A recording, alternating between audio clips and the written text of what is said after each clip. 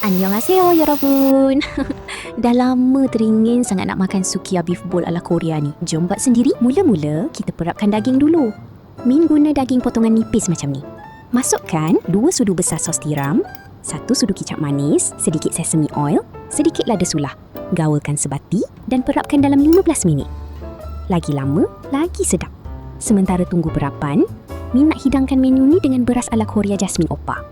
Cara masak dia, 1 cawan beras bersamaan 1.25 cawan air. Korang kena try beras ni. Lembut, gebu dan sedikit kenyal. Jincha mashisoyo. Okey, jom masak daging. Min cairkan dalam 1 hingga 2 sudu majerin. Masukkan daging yang telah diperap tadi. Daging ni nipis, jadi goreng sekejap je. Bila dah nampak macam ni, dah boleh angkat.